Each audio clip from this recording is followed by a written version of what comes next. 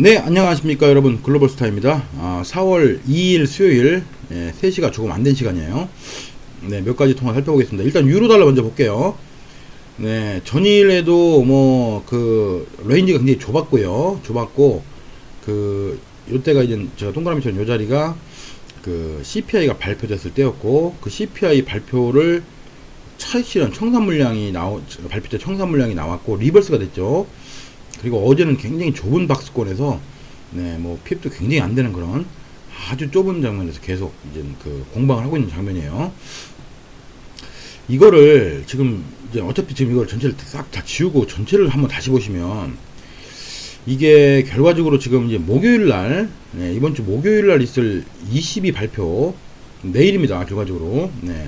내일 일단은 이렇게 올라가는 기대감은 뭐냐면, CPI가 이렇게 크게 하회를 했음에도 불구하고 올라가는 기대감은 제가 생각할 때는 이렇습니다. 22가 추가적인 뭔가 완화책을 쓸 거라는 우려감이 생겼다면 여기에서 이런 리버스가 안 나왔을 겁니다. CPI가 하회를 했고, 22가 뭔가 행동에 나설 어떤 정황적인 것이 확인이 됐다면, 이게 이런 리버스가 나올 수가 절대 없습니다. 하지만 일단 시장의 기대감은 22가 당장 내놓을 수 있는 카드가, 왜냐면 지난 몇 개월간에도 작년 12월, 1월, 2월, 3월 연속으로 뭔가를 22가 추가적인 non 트래디셔널한 방법을 뭔가 내놓을 거를 봤었는데 안 내놨단 말이에요. 그래서 내놓을 수 있는 게 없다. 일단 이런 시장의 기대감이 있는 게 아닌가 싶어요. 그래서 근데 의외로 일단 물가가 가장 중요한 이슈 중에 하나이기 때문에 의외로 뚜껑은 열어봐야 알죠. 그래서 어쨌든 지금 이렇게 보시면 이걸 1시간 만에 1시간 캔들로 이렇게 바꿔보셔봐요. 바꿔서 이걸 조금 키워보시면, 여기 지금 요 자리 있죠. 약 3800, 정확하게 보면 3803 정도 돼 보여요. 이 3803이라는 자리를 어제는 전혀 몸통으로 올리지 못했어요. 전부 꼴이었습니다. 몸통을 올리지 못하다가 지금 오늘 방금 전에 이제 몸통을 올리면서 좀 더 올라가고 있는 장면이에요. 이렇게 본다면 결과적으로 얘들이 예를 들면 이게 A, 이게 B, 이게 C라는 가능성을 이렇게 보면, 왜냐면 최근에 유로가 계속 상승을 작년부터 해왔기 때문에 추가적인 상승의 가능성 첫 번째, 22가 목요일날 아무런 조치도 정말 내놓지 않을 경우에는 전고점을 넘길 소지가 저는 있다고 봐요. 충분히요. 22가 아무런 추가적인 양적 완화든 부양책을 내놓지 않는다면. 하지만 22가 뭔가를 내놓는다면 어쨌든 지금 이제는 3800이 살짝 뚫렸기 때문에 조금 더 갈 소지가 있어요. 그럼 우리가 이걸 예를 들면 아직까지는 예를 들면 22가 내놓을 수 있는 우리 시장의 우려감도 분명히 존재하기 때문에 우리가 예를 들면 이렇게 볼게요.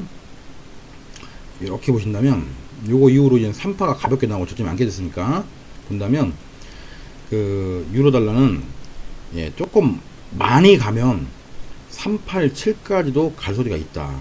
그러면 이 전체 흐름에 대한, 전체 하락폭에 대한 61.8%까지 약 되돌림이 돼요. 그럼 이 하모닉 패턴도 완성이 됩니다. 이렇게 61.8 이상으로 올라가면. 그래서 지금 이 추세가 지금 전혀 꺾이지 않고 있는 모습이라 매도를 좀 조심해야 될 것 같아요. 차라리 유로를 매도를 노리는 분들은 가급적이면 매도를 자제하고요. 해볼 수 있는 자리가 일단 지금 여기가 이제 뚫려버렸기 때문에 해볼 수 있는 자리가 38 약 40 정도 된 자리 있죠. 3837, 3840. 이런 데서는 단기적인 매도가 강해요. 50% 자리고 전체 하락폭의 50% 자리. 또 파동상으로 보더라도 이게 만약에 A, B, C의 단기가 완성될 수 있는 가능성도 있기 때문에 이 정도 인근에서나 384 인근에서나 매도를 시도하시길 바라고, 가급적이면 매도를 조금 조심하시는 거, 자제하시는 게 어떤가 싶어요. 물론 이제 3800을 확실하게 음봉으로 깨준다. 확실하게 3800 지금 올라탄 거를 1시간짜리 정도 기준으로 해서 확실하게 음봉으로 깨준다면 직전 고점들을 스톱을 잡고 매도를 들어갈 수도 있다고 생각을 해요. 하지만 깨지기 전까지는 매도는 조금 조심하시라는 그런 말씀을 드립니다. 유로달러는 이 정도로 보고요. 그 다음에 이제 크루드 오일 살펴보겠습니다. 어제 크루드 오일이 아주 굉장한 하락을 했어요. 지난주에도 제가 지지난주 2주 연속 요때죠. 요때가 지난주, 요때가 지난주였어요. 2주 연속 재고가 큰 폭으로 증가했음에도 불구하고 유가가 지지를 받고 계속 올라갔어요.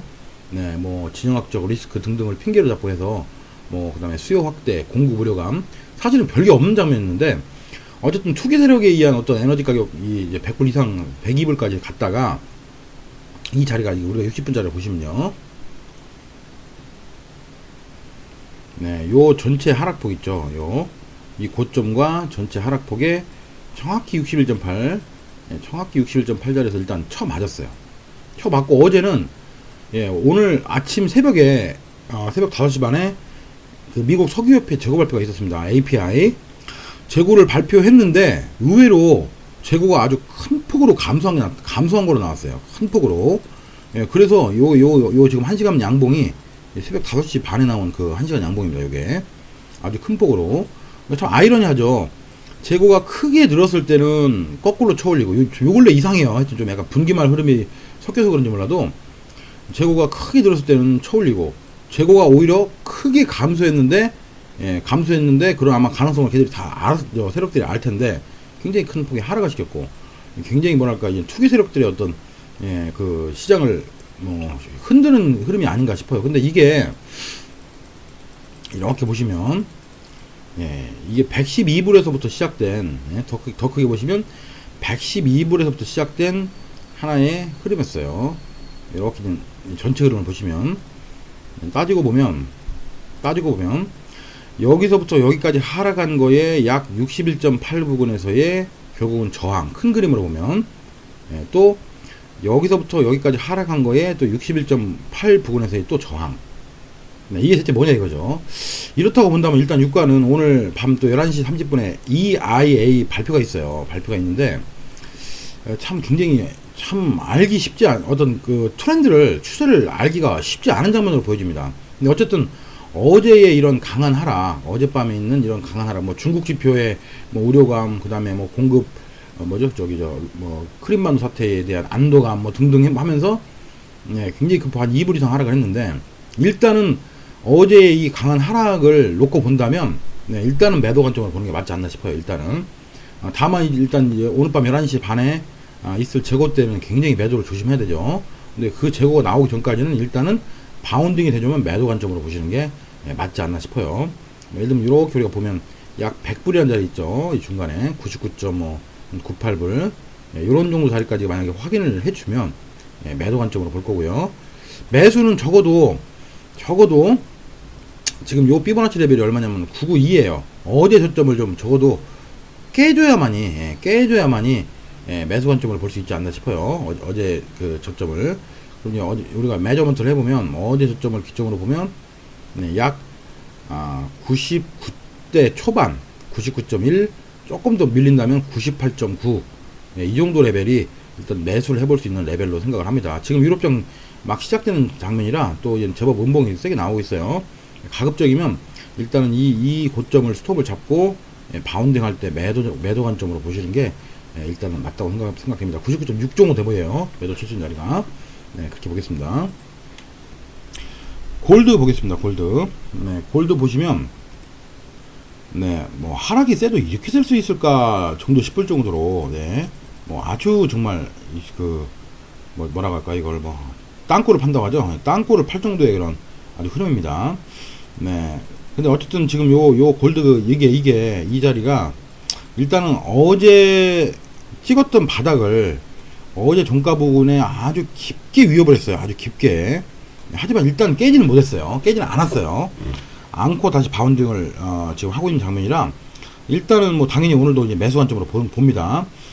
보는데 일단 어제 같은 경우도 마찬가지고 최근의 경향이 유럽 아시아장에서의 매수 관점, 매수 흐름, 그 다음에 유럽장 초반까지의 매수 흐름, 그 다음에 그 런던장, 뉴욕장에서부터의 매도 흐름, 이런 흐름이 요즘에 계속 반복된 패턴이었어요. 유럽장 초반에는 매수 관점으로 보시는 게 맞다고 보고요. 일단은 지금 얘가 1283을 지금 돌파하고 있죠. 지금 요 빨간색 자리가 얼마냐면 1283 인근입니다. 일단은 얘가 일단 하나의 기준점이 될 건데 당장 이 고점을 못 넘으면 또 이렇게 밀릴 수가 있어요. 이렇게 385 네, 이렇게 밀려서 또 1280을 또 테스트할 수도 있습니다.